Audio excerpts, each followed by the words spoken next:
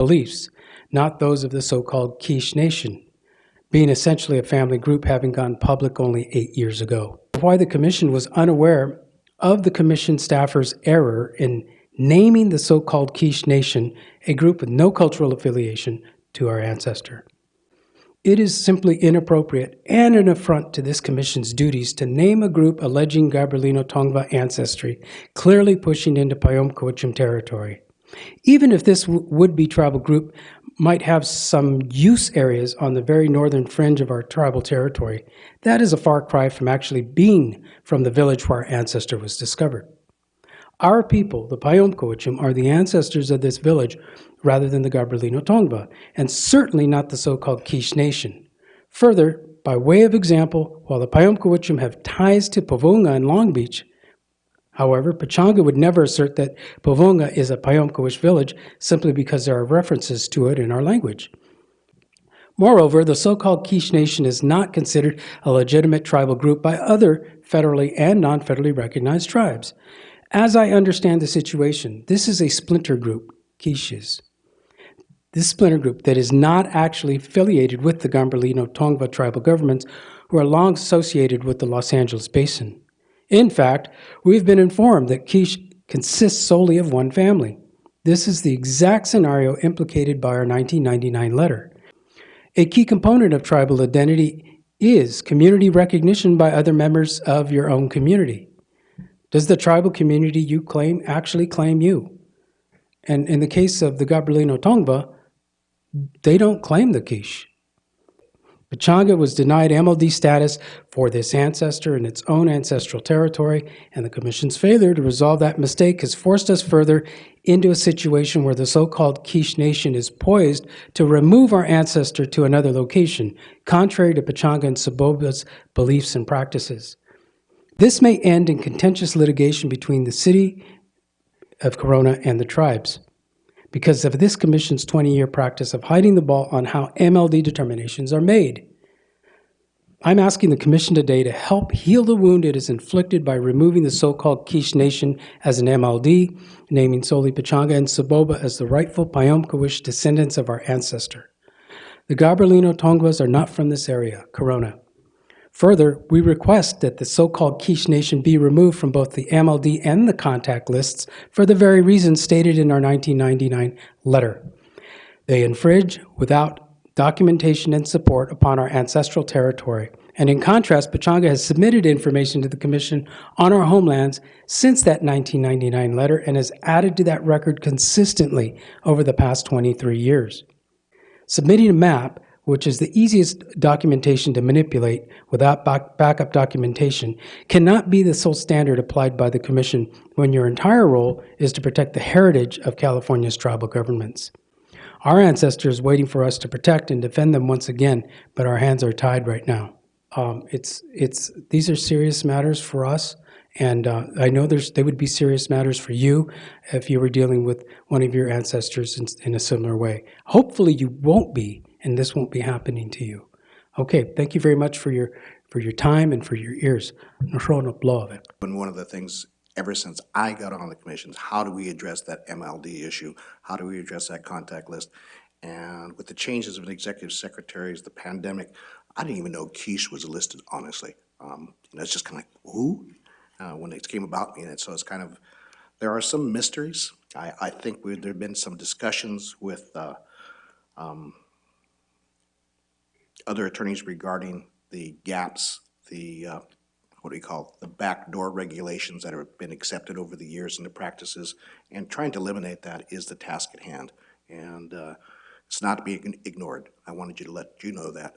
I'm sorry you've had to do this for 20 years, but in some ways, San Ynez deals with the same type of issues with dealing with other agencies, so we're familiar with it. I just want to let you know that. And we're on the same boat. We're trying to accomplish the same thing, and we hopefully can address this. I just want to speak first. I'm from Pechanga, so everybody knows that. I feel this was an incorrect MLD call,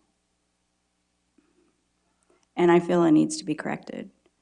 I'm in agreement with Commissioner Commissioner McQuillan of desiring to set this over for an agenda item for a discussion and decision by the commission. Been involved in cultural resources for, since the early 1990s for Pechanga, with lots of. Thank you, Madam Chair. Just to clarify that while the commission is empowered to hear public comment on any matter under its jurisdiction, even if it's not on the agenda, you cannot take any deliberations or actions on any items that have not been properly noticed. You are, of course, empowered to do so with this or any other matter under your jurisdiction for the next meeting. So just wanted to clarify that before the Executive Secretary responds. Thank you. Would have said Pechanga would be co-MLD, probably not Saboba because you were closer to that area. The aspect of KIZH Nation is an issue that you obviously deal with, and it's the overlapping of territories. You talk about splinter tribes and those issues. The Heritage Commission is not the expert on who is a tribe and who is not a tribe. That is you as a chairperson, as a sovereign nation of your tribe and your territory. The commission gets information from different tribes that say, we're an affiliation, here are our village sites, here are our Aboriginal territories, and sometimes they overlap and sometimes they butt up to each other. And it's not the commission's place to say, no, that's your village site, no, that's your village site. So that's why there was a co-MLD made there. I read the emails about 2017, you spoke with the previous executive secretary. In 2019, you spoke with the next executive secretary because this happened time and time again. And I figured out the reason why internally, and it's us needing to better our processes, which there you go. You can't really say that, but I'm saying it anyway. You're here to keep me out of a lawsuit. So,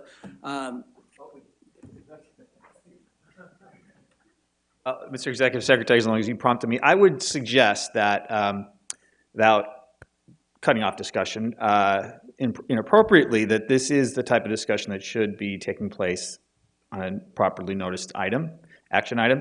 That's our advice as your attorneys. You're free to take it. We'll carry this to an agenda item. I would like to do that so that it is actually on the next agenda. Formally, that we also include some fact-finding efforts to be shared with us if that is appropriate and agreeable to the chairman. I also just want to put a punctuation, exclamation point, that this is an ongoing issue that's happening right now. So the harm is happening now. So this cannot wait till a next quarterly meeting, but needs to be resolved as soon as possible. It is within our purview, and then someone can correct me if I'm wrong, then to set date to take action at a special meeting so that we can direct staff to gather that information, bring it to us at this special meeting, so then we can take action on it in a more timely manner. Special meeting, can we do that virtually? I believe we can do so virtually if it's noticed. Is that accurate? I'm going to take a stab before he steps up. We should be able to do that as long as we notice it 10 days in advance and have a site to do it. But I need to make sure we have the capabilities for a hybrid, if you will.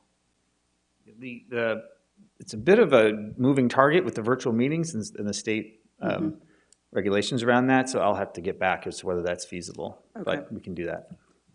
I would want to comment that part of my concern, as I originally stated, is I think that my read of the communications from the time that we received the request in April was to take a certain action, and I don't believe there was a level of consultation with Pechanga. And I believe that the original letter that we received in April did ask for 2 tribes to be listed and raise the issue of the other tribe not being actually culturally affiliated. And I don't know that that was actually an effort that went underway by the ES, and that I don't want to get into that, but I think that was the original ask. I could be wrong. That's affirmative, Commissioner McQuillan. The ask was to add Pechanga to the MLD list and to take KIZH Nation off of it. I did not remove KIZH Nation for the simple fact that it's not the commission's place to remove anybody that says that they have village sites or territory. We're not the expert, the tribes are. And whether they're a tribe or not, that is why the contact list is so important to get to vet tribes, vet territory, vet cultural affiliation, and have those discussions. That is exactly what this commission and this agency is supposed to do, is make MLD determinations. And that means making cultural affiliation calls with regard to the MLD situation. That's exactly what we're supposed to do. We are to take information from tribes, but as you've said, we are to vet it. And we are to vet it for its veracity. We are to check in with tribal communities, but then also this particular situation that Chairman Macarro is bringing to the commission today, which is a current, ongoing, time-sensitive issue. I would like to respond, I think, to this idea that we don't make a decision. I think that we did make a decision, and we took an easy route to just adding a tribe without fully understanding their request and reviewing the facts. I think what bothers me and what deeply hurts about this is that there's this idea that you can hand over somebody's ancestors to somebody that has not actually been fully vetted as culturally affiliated. And if that was the allegation, then it needed to be taken seriously, because you're essentially handing somebody else's ancestors away from them. And that's a very serious offense, not just culturally, but to our sole purpose as a commission. So